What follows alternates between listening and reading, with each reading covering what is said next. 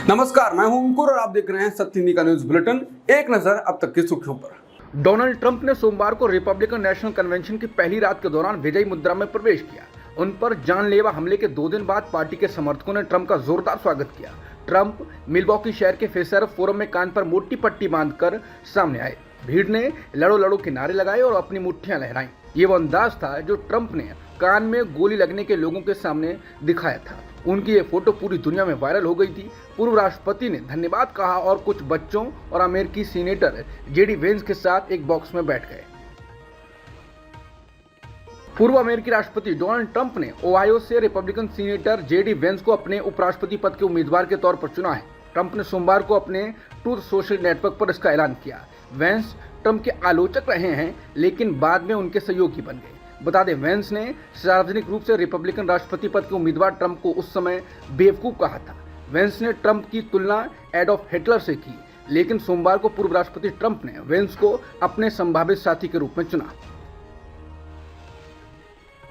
Trump ने JD Vance को उपराष्ट्रपति पद का उम्मीदवार बनाने का फैसला किया है। उपराष्ट्रपति पद के उम्मीदवार बनने के अलावा जेडी वेंस की कई और पहचान हैं। वो ओहायो से सीनेटर हैं। जेडी वेंस लेखक, निवेशक और ट्रंप के आलोचक रह चुके हैं। जेडी वेंस की पत्नी का संबंध भारत से है। जेडी वेंस ने भारतीय मूल की उषा चिलकुरी से साल 2014 में शादी की थी। दोनों की मुलाकात साल 2013 में येल यूनिवर्सिटी में हुई थी। उषा और जेडी के 3 बच्चे हैं, इवान, विवेक और मीराबेल।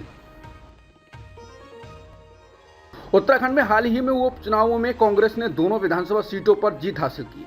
कांग्रेस की इस जीत ने राज्य भाजपा नेतृत्व को बेचैन कर दिया है। हार के कारणों की कोशिश करते हुए भाजपा के प्रदेश अध्यक्ष महेंद्र भट्ट ने सोमवार को कहा कि पार्टी को अन्य दलों से आए नेताओं को टिकट देने के फैसले का विश्लेषण करने की जरूरत है और अगर कोई गलती हुई है तो उसे सुधारा जाएगा।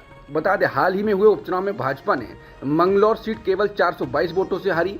वहीं बद्रीनाथ में भी हार गई। ये एक धार्मिक स्थल से जुड़ी एक और सीट थी जिसे पार्टी ने राम मंदिर निर्माण के 1 साल में खो दिया।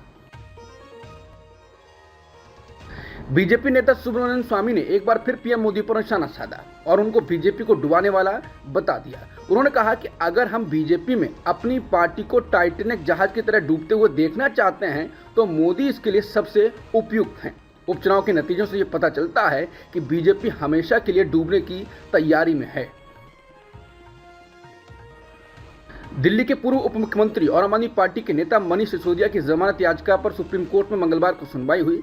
दिल्ली शराब नीति मामले में जेल में बंद सिसोदिया की याचिका पर सुप्रीम कोर्ट ने सीबीआई और ईडी को नोटिस जारी किया है। मनीष सिसोदिया ने दोनों जांच एजेंसियों की ओर से दर्ज केस में जमानत मांगी है। इस मामले में अगली सुनवाई अब 29 जुलाई को होगी। विकासशील इंसान पार्टी के प्रमुख और बिहार में मंत्री रहे मुकेश सहनी के पिता जीतन सहनी की दरभंगा के बिरौल बाजार स्थित उनके घर में हत्या कर दी गई। घटना सोमवार की देर रात की है। मंगलवार की सुबह स्थानीय लोगों को इनके बारे में पता चला।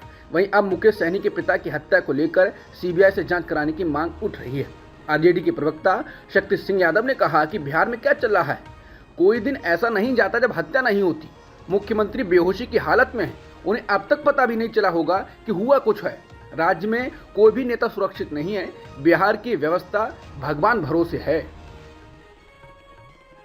जम्मू कश्मीर के डोडा जिले में भारी हथियारों से लैस आतंकवादियों के साथ गोलीबारी में गंभीर रूप से घायल हुए एक अधिकारी सहित 4 सैन्यकर्मियों ने मंगलवार तड़के दम तोड़ दिया। अधिकारियों ने बताया कि मुठभेड़ तब हुई जब राष्ट्रीय राइफल्स और जम्मू कश्मीर पुलिस के विशेष अभियान समूह के जवानों ने सोमवार देर शाम डोडा शहर से लगभग 55 किलोमीटर दूर देसावन क्षेत्र में धारी गोटे उरारबागी में तलाशी अभियान शुरू किया था। ये हमला 78 दिनों में 11 बड़े हमलों में से एक है।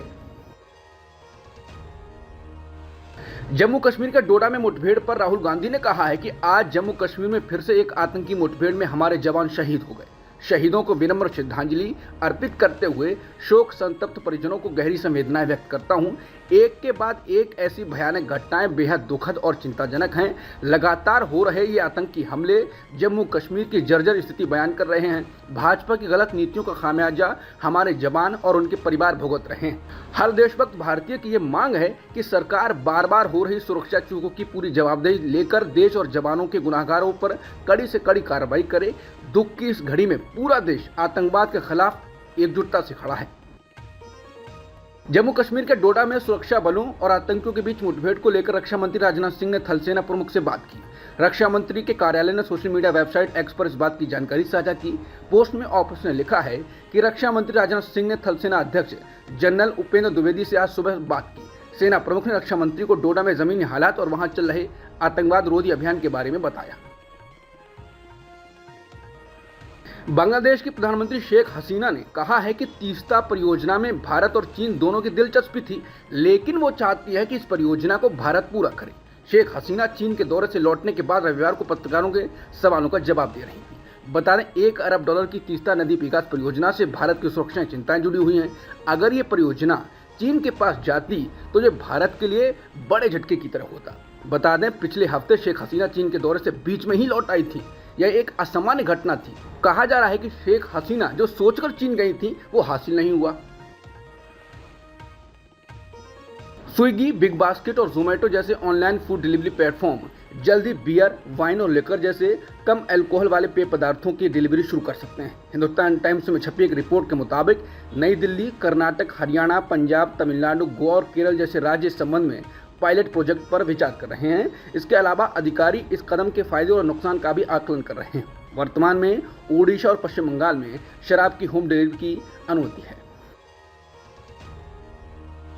जेल में बंद इमरान खान की पार्टी पाकिस्तान तहरीक-ए-इंसाफ पर बैन लगाने के पाकिस्तान सरकार के फैसले की पूरे राजनीतिक जगत में आलोचना हो रही है और इस कदम को अलोकतांत्रिक बताया जा रहा है।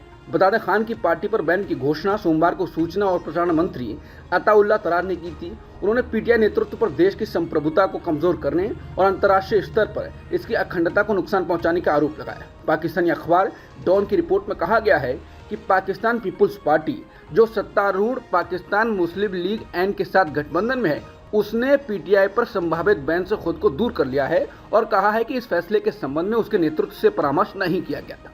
वहीं एक्स पर एक पोस्ट में पूर्व पीएमएलएन सीनेटर मुशाहिद हुसैन सैयद ने अफसोस जताया है कि इतिहास के सबक को नजरअंदाज किया जा रहा है, पुरानी गलतियों को दोहराया जा रहा है। राजनीतिक स्थिरता को गुड बाय, निवेश को गुड बाय, आर्थिक पुनरुद्धार को गुड बाय। नेपाल के प्रधानमंत्री केपी शर्मा ओली ने डॉक्टर आरजू राणा देवबा को विदेश मंत्री बनाया है। सोमवार को उन्होंने अपना पदभार संभाला। पद संभालते ही उन्होंने कहा है कि सीमा विवाद तथ्यों और सबूतों को आधार पर सुलझाए जाने चाहिए। इससे पड़ोसी देशों के साथ अनावश्यक विवाद खत्म हो जाएंगे। अब तक की सुर्खियों में इतना ही। बाकी खबरों के लिए बने रहिए सत्यहिंदी.com के साथ।